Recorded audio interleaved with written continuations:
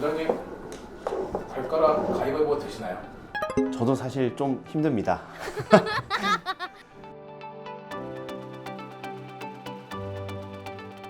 안녕하세요. 두발로병원 임현우입니다. 맨발 걷기가 좋다 안 좋다, 좋기도 하고 안 좋기도 합니다. 이게 무슨 말이냐면, 일단 맨발 걷기를 권장하는 이유에 대해서 먼저 말씀을 드리겠습니다. 바닥을 디디는 발바닥에는 4개의 층으로 이루어진 근육이 있습니다. 이것을 보고 내재근이라고 하고요. 이러한 근육들이 뼈에도 붙어 있지만 인대랑 힘줄 부분에도 같이 상호작용을 하면서 서 있을 때, 그리고 우리가 걷거나 뛰거나 할 때 아치를 형성하고 균형을 잡는 데 굉장히 큰 역할을 하게 됩니다. 그런데 이런 내재근들이 예전에 조선시대, 고려시대 때만 해도 길들이 다 포장이 돼 있지 않고 울퉁불퉁했을 거고, 그리고 신발도 집신, 비단 신발, 밑창이 아주 얇고 보호가 되지 않고 쿠션이 거의 없는 신발들이었겠죠. 그리고 그보다 더 오랜 옛날에 원시시대 때는 신발을 안 신고 다녔고, 그때는 조선시대, 고려시대보다 훨씬 더 험난했을 겁니다. 바위도 있고 자갈도 있고 엄청 험한 길들을 다녔을 텐데, 그렇게 길들을 다니면은 자연스럽게 발이 디디면서 좌우 그리고 앞뒤 모든 방향으로 압력에 대해서, 그리고 땅의 지면의 모양에 대해서 여러 가지 방향으로 적응을 하게 되는데, 그런데 역할을 하는 게 제일 중요한 것이 내재근입니다. 그런데 현대사회에서는 평평하게 다 포장이 잘 돼 있죠. 거기다가 신발 요즘 쿠션 너무 좋습니다. 그렇다 보니까 내재근을 사용할 수 있는 빈도 그리고 환경 자체가 애초에 예전에 비해서 상당히 줄어들었고, 그 당시에 비해서 지금 현대인들의 발에 내재근은 상당 부분 기능 자체가 떨어지고 일부 퇴화됐을 가능성도 있다고 생각을 합니다. 내재근의 기능이 떨어지는 경우에는 각종 아치들 받쳐주지 못하고 발바닥 부분에 피로감이 훨씬 더 많이 전달이 됨으로 인해서 이런 증상들이 훨씬 더 빈발하게 쉽게 일어날 수 있게 되는 거죠. 맨발 걷기를 함으로써 발들이 울퉁불퉁한 땅, 길, 적응을 하면서 내재근을 사용하도록 유도함으로써 내재근의 기능을 다시 한번 활성화시키고 강하게 해주는 효과가 있고, 그로 인해서 앞서 말씀드린 그런 증상들을 호전시키고 더 건강한 발이 될 수 있다. 그런 측면에서는 굉장히 도움이 될 수 있는 운동이라고 생각을 합니다. 발을 많이 사용하지 않는 경우에는 보통 발바닥 부분이 야들야들하겠죠. 굳은 살이 있지 않고 굉장히 연한 살들일 거고, 조그만한 자극에도 통증이라든지 아니면 상처가 굉장히 쉽게 날 수 있습니다. 그래서 처음 시작하시는 분이다, 그리고 본인 발이 너무 굳은 살이 없이 정말 약하다라고 생각되시면은 처음에는 아주 고운 황토길에서 시작하시는 게 좋습니다.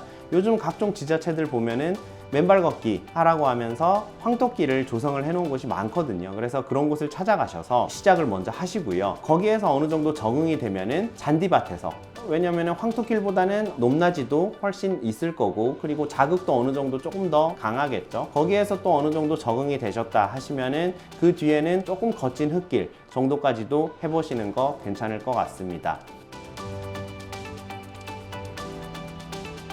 가장 중요한 것은 발에 상처가 나지 않도록 주의해야 된다는 점입니다. 발에 상처가 나게 되면은 각종 세균들로 인해서 감염성 질환이 발생할 가능성이 굉장히 높고요. 그리고 습기가 많거나 비 온 날, 그리고 비 온 다음 날 같은 경우에는 길들이 굉장히 미끄러워요. 그래서 고령이시거나 내가 뭔가 균형 감각이 좀 떨어진다, 아니면 익숙하지 않다 라고 생각이 되시면은 땅이 미끄러운 날은 피하시는 게 좋습니다. 건강하기 위해서 하는 운동인데 오히려 넘어지면서 발목이나 발 부분 다칠 수 있으니까요. 걸으실 때 너무 과하게 욕심을 내셔서 빠른 속도로 걸으면은 발 전체를 쓰지 않고 앞꿈치만을 사용하게 되거든요. 그러면은 내재근 운동을 하기 위해서는 발 전체를 이용해서 뒤에서부터 중간 그리고 앞 이렇게 무게중심을 이동하면서 발 전체의 근육들을 골고루 쓰는 게 중요한데, 지나치게 빠른 속도로 걷다 보면은 발 앞꿈치를 위주로 걷게 되면서 지나치게 어떤 특정 부위만을 자극하게 되고, 그리고 오히려 발 앞꿈치 부분이 눌리게 되면서 중족골염이라든지 발 앞꿈치 쪽에 통증을 유발하는 다양한 정형외과적인 질환이 오히려 발생할 수 있습니다. 그렇기 때문에 너무 욕심내지 마시고 느린 속도, 중간전도 속도로 걸으시는 게 훨씬 좋습니다. 맨발 걷기가 좋나요? 좋지 않나요? 이 질문에 대해서는 의사들 사이에서도 여러 가지 의견들이 있을 수 있는데, 맨발 걷기를 하지 않아야 되는 사람이 있나요?에 대해서는 모두가 같은 의견을 낼 겁니다. 당뇨 있으신 분 혹은 면역성 질환 있으신 분들 같은 경우에는 맨발 걷기 피하시는 것이 좋습니다. 왜냐면은 아까 상처 말씀드렸잖아요. 당뇨 있으신 분들은 당뇨성 신경병증이 있는 경우가 많기 때문에 본인의 발에 감각이 떨어지고 그로 인해서 발에 상처가 나는 것을 잘 모를 수 있습니다. 그리고 설사 이 상처가 난다는 걸 안다고 하더라도 상처가 난 후에 상처 회복 속도가 일반적으로 당뇨가 없으신 분들에 비해서는 굉장히 느리고, 혹은 감염이 좀 심하게 진행되면서 피부라든지 더 나아가서 볼수염까지 악화될 수 있기 때문에 당뇨가 있으신 분들 혹은 면역성이 떨어지는 경우에는 맨발 걷기 피하시는 것이 좋습니다. 그런데 나는 너무 맨발 걷기 하고 싶은데 하시는 경우에는 한 가지 팁이 있습니다. 요즘에 이런 맨발 걷기 그리고 내재근 운동 자체가 강조되다 보니까 신발들 중에서도 쿠션이 엄청 많은 신발이 아니고 거꾸로 미니멀 슈즈 또는 베어풋 슈즈라고도 합니다. 그래서 그런 신발들은 밑창이 아주 얇고 쿠션 자체가 굉장히 적어서 완전한 맨발은 아니지만 땅에 직접적으로 본인의 피부를 접촉하는 것은 아니지만 이런 맨발 걷기의 효과, 내재근을 충분히 자극시키고 운동할 수 있도록 해주는 신발들이 나와 있습니다. 이런 질환이 있으신 분들 혹은 나는 상처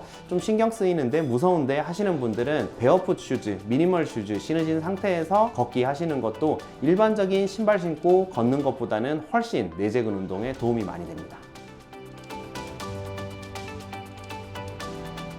방금 말씀드린 이 내재근 운동 위해서 맨발 걷기는 특정한 장소에 가야 되고요. 아무 장소나 걸으면 안 되니까요. 그리고 시간을 많이 내야 됩니다. 그래서 그런 게 좀 힘든 상황이다, 나는 너무 귀찮아서 못하겠다 하시면은 집에서 간단하게 하실 수 있는 방법이 있습니다. 발가락 가위바위보 운동인데요. 발가락으로 쉽게 말해서 가위랑 바위랑 볼을 만드는 겁니다. 가위는 이 엄지발가락과 검지발가락, 나머지 발가락들을 이렇게 가로질러서 가위 모양으로 이렇게 만들고요. 한 번은 엄지발가락을 위로 올리시고, 그 다음에 바위는 전체 발가락들을 아래쪽으로 바위를 만들듯이 웅크린 채로 힘을 주고 있으시는 겁니다. 그리고 보는 반대겠죠? 위쪽으로 그리고 바깥쪽으로 전체적으로 다 발가락을 펼 수 있는 방향 쪽으로 볼을 만들어 주세요.